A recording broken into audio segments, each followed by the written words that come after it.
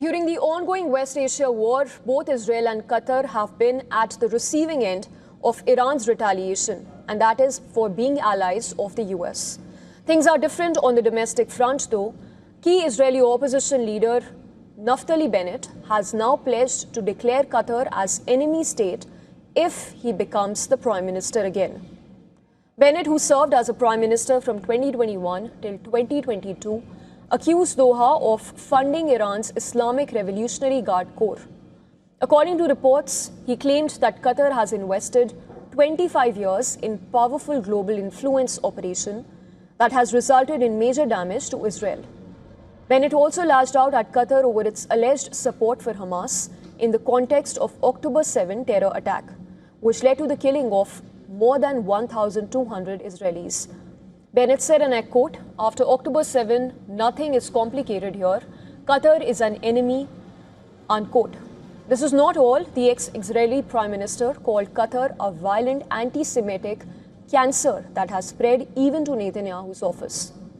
Well, this was a reference to the Qatar Gate scandal. Essentially, Netanyahu's top aides, Jonathan Urich and Eli Feilstein, as well as Israel Enhon, were accused of taking money to spearhead a public relations campaign, and it was to cast Qatar in a positive light after the October 7 Hamas attack on Israel.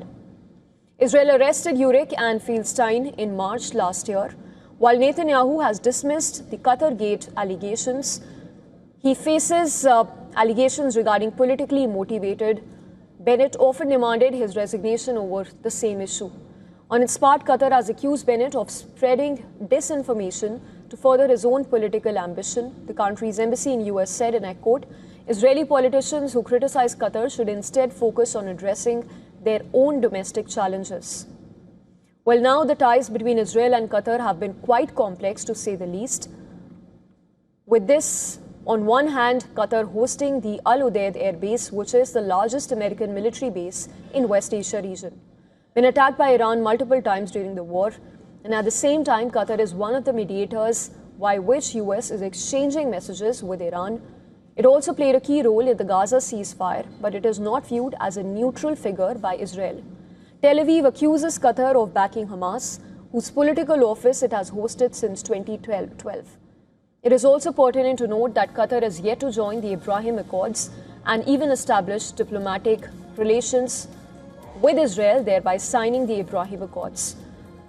Also, in September last year, tensions between the two nations peaked after IDF conducted its first ever airstrike on Doha, which resulted in deaths of 5 Hamas operatives and 1 Qatar security personnel.